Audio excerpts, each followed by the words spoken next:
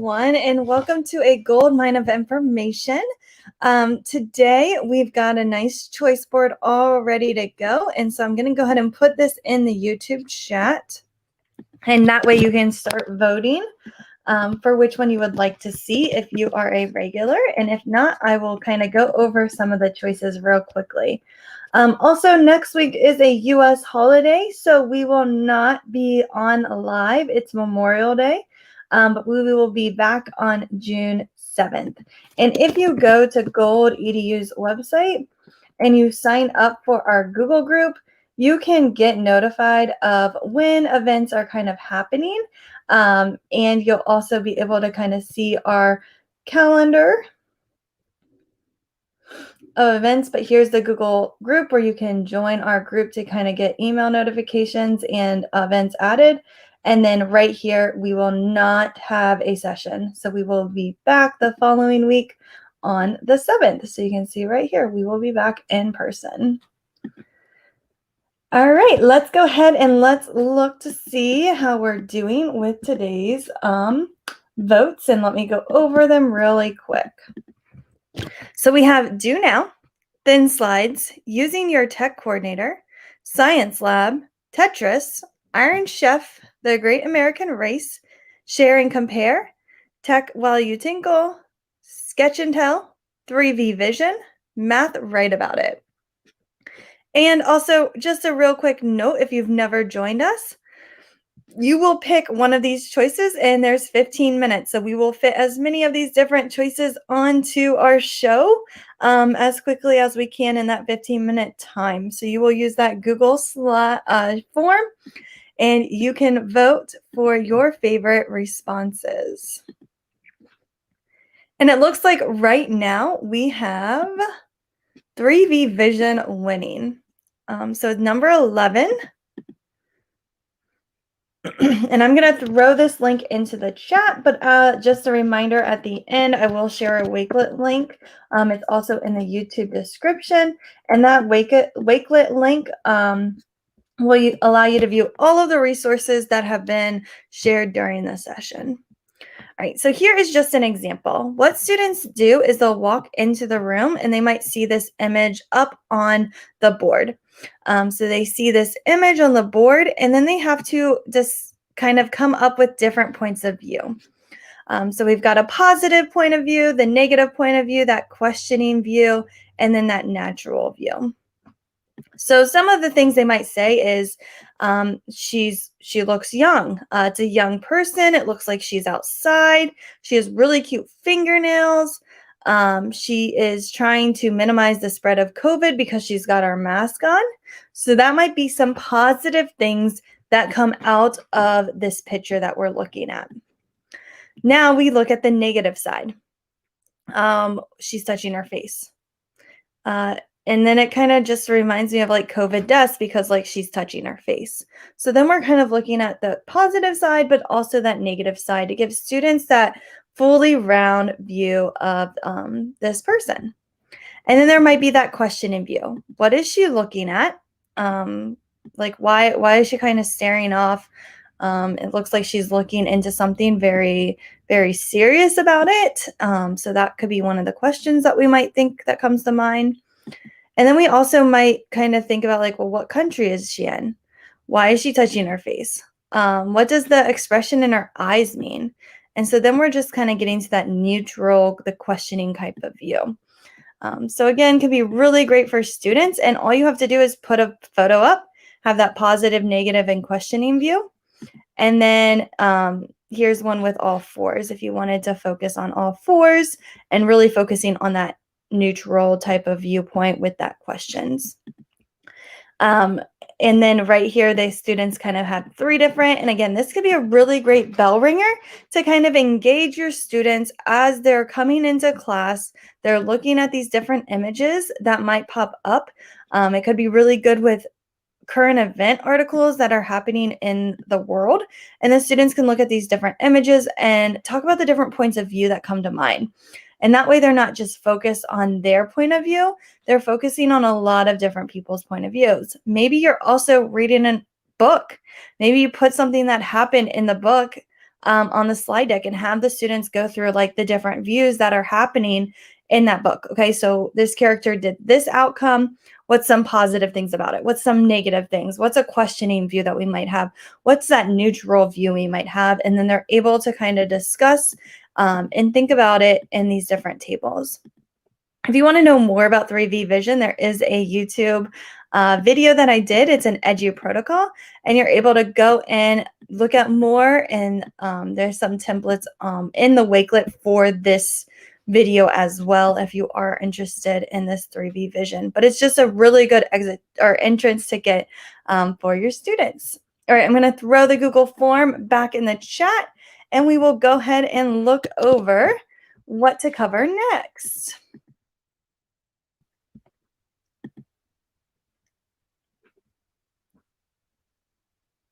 Looks like number 8 is winning. Let me see what number 8 is. Share and compare. Oh, man. So share and compare is a great way for your students to kind of collaborate together. So right here, I've got a whole blog post on it. And then there's also a video that goes along with it. Let me go ahead and let's go ahead and view this. And I'm going to share this link into the chat, and then we will get started. All right, so with share and compare, it's kind of like a think, pair, share type of activity. So students are in different groups, and you can kind of group them right here, and you can do this in a Jamboard if you wanted to. And you could also do this in a Google slide if you didn't want students to work in a Jamboard. And so every group would get a Jamboard or a Google slide, or maybe you're using Anchor paper like that poster paper. And what your students will do is they're going to each have a sticky note. So each of your 4 members of the group has a sticky note. They then are also going to have a problem. And you could have every single student working on a different problem. You could have them working on the same problem. Totally up to you on kind of what you want to do. It's also nice to really put the learning goal or the lesson goal right into this Jamboard as well. This one is for math. So over here, it has also like checkpoints to remind students, like you need to reread the question, and then they can check it off when they do it. You need to do this, this, and this. And then students have this little kind of to-do list right on their board together. All right, so then students work on their Post-it notes separately. And again, sometimes this is really good to do without the computer because you might have students using Post-it notes, or maybe you create this in a Google slide and students are working together. But first, they're processing the information alone. So students are writing down the problem, they're solving the math problem. Maybe they are writing down a paragraph about one of the question prompts that might ask them about something in a book, or something that they're learning in history. And so then students are just processing that information alone. Once the students are done processing, they then come together and they share. So they do it by themselves first, and then they come together. And this is what's kind of fun if you do this on paper. They put their sticky notes in the correct locations. And then they're just going to talk. They're going to talk about what they've learned, what they think is the best answer, and they're going to write that right in this box. So students work separately, and then their best answer comes here. But with the next step, which takes us a little bit further, group 1 shares their photo here, and group 2 shares their photo here. So we've got these 4 groups. Group 1 and 2 are now coming together to share, and then 3 and 4 are coming together to share. And then the students are going to use these different symbols over here to show, hey, we have the same answer right here. This is different. This group solved it like this. And so they're taking that one piece and then kind of growing it with another group. Like, oh, why did that group solve it like this? Or this is where their error is. So they're making those different connections, and then they're able to use these different tools to show where there's similarities, where there's differences. They can use the text box to write any like captions that they might have. And then they would use Control D to duplicate any of these symbols. And again, this one was for math. However, I could totally see this for any subject. You can have students kind of thinking by themselves, and then they come together in the end and they take that screenshot of their final work, and then they are going to kind of compare using these different symbols. Right here, this is just another version.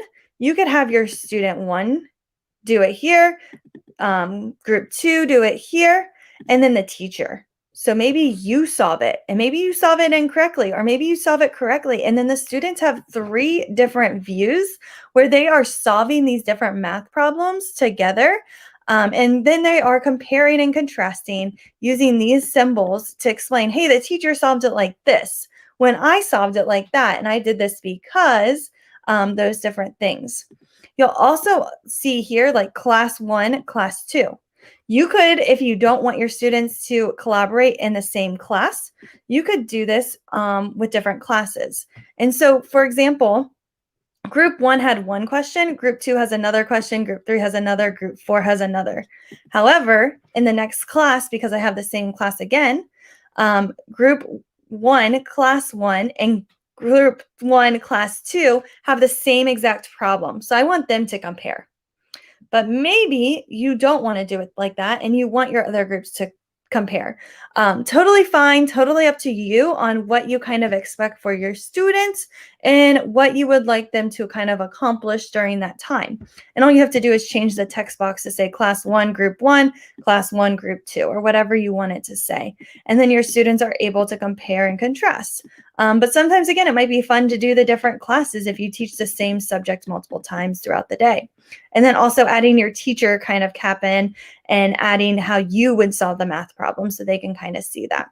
So again, it starts off with a group stick it together activity where the students each process the problem individually. They come together for the best answer, and then they are comparing with different classes, with different groups, their answer, and then they are comparing and contrasting how they did. So taking this to a deeper level of DOK. All right, let's go ahead, and we've got probably time for one more, and it looks like option 9 is our next one. So let me go ahead and Tech While You Tinkle. All right, so these are all of my Tech While You Tinkle from 2020 to 2021, and I'm going to throw the link into the chat for you. And what these are is they're captive PD opportunities for teachers. Everyone has to probably use the bathroom at some point during the teaching day. And so what I do is I bought plastic sleeves, and I have a teacher that kind of helps me put these up because I'm in multiple buildings, and they'll throw them into the bathroom, and then teachers can quickly learn about these different topics that are on the Tech While You Tinkle. And so you can just kind of see here something to tech about. I always try to add like a quick tip, maybe a website of the month, something maybe to ponder while they're using the restroom. And then every month this gets switched out with a new idea. And this is, again, the one that I used last school year. So feel free to look those over. This one I'm currently working on, which I don't know if I'm ready to share yet because I'm still working on it. But I think it's pretty good to be shared out. I'm calling it Potty PD this time because it's not all tech strategies. It's just really good EduProtocol instructional strategies. So this is going to be my example, and I will go ahead and share this. Again, it's not completely done, so you might want to check back in August or throughout the month. You can kind of see here, these are going to be my final copies. So this is the draft that I'm sharing with you. But right here, if you click Potty PD, it will take you to the final draft. And again, August might not be done. I was just trying to work on formatting stuff to see how it's going to look. But every month, I'll just add the newest version to the top, and you are more than welcome to use these. Yeah, you are so welcome. And again, I'm still working on these, so they're not completely done. Or if you see an error, just let me know. Because I'm still trying to figure out how I want to organize this information for my teachers. But what I was thinking is 4 EduProtocols a month. So that to me is like once a week. And so right here, I've got Thin Slides, Iron Chef, Sketch Intel, Fast and Curious. And then here are like the bigger versions because I wanted this to align perfectly.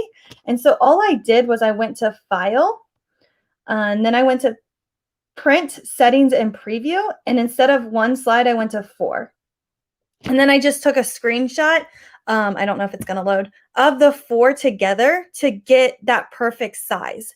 And I was thinking, like, in the bathroom, I don't want a whole lot. And I didn't really like the layout. Like, you can see it's all over the place here.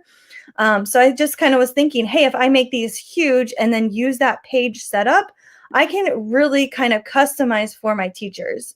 So this is kind of like an example. So tip 4, 5, 6, and 7. And then I just took a screenshot, added it as the background, and then I added the cute little Potty PD image for my teachers. And so that's going to be like the final look, I think. That could change from now until August. I'm still like thinking about how I want to organize this.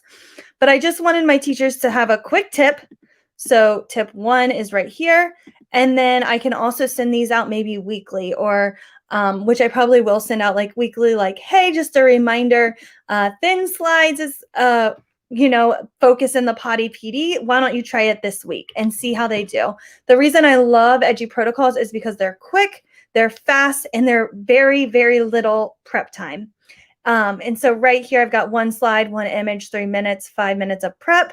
And then I gave a quick blurb. And then if they want more, I linked YouTube videos to all of the different Edgy Protocols. So there's a huge playlist on Gold EDU with Edgy Protocols, and each Edgy Protocol has a video. And I'm trying to keep up with John. He came up with like a new one. It was thick slides. That is in the videos. So I am trying to do my best. And if you see a new one, tag me on Twitter so I can try to make a video and add it to that playlist, because I really do think this is beneficial for my teachers, and happy to share it with others. But again, you can just kind of see here are all of the different protocols. There's up to 47 of them. And again, I'm just kind of, you can see thick slides right here. Here's the video. I'm just adding them as they come in now, which has been really nice because it did take me a while to make all these. But then teachers, I think, will find beneficial out of it. And I'm trying to think like a theme. I felt like, again, these were kind of all over the place, where now it's going to be, okay, Edu Protocols is our focus this school year. And here's 4 quick ways on how you can add them. Need more help? Invite me in. Happy to help. Yeah, so if you do see any errors, again, let me know. Again, this is completely draft mode right now, but I'm happy to share that draft mode with you. Or if you think of other suggestions while you're looking at these, please let me know. And then this will be the final version once I do send them out. And again, this one's just an example. It will probably be updated closer to August. But I'm super excited to roll this Potty PD out. All right, I went over because I started talking about Edu Protocols, which is never good.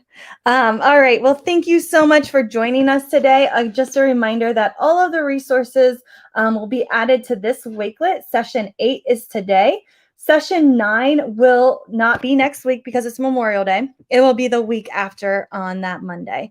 So I will add all of these session resources about 15 minutes after I hit end, but everything should be in the YouTube chat as well. And if you have any questions or need anything, please feel free to reach out, and make sure you fill out the feedback form at bit.ly/goldedu feedback. And also check out our website at goldedu.org. All right, guys, thank you so much for joining, and I look forward to connecting with you all soon.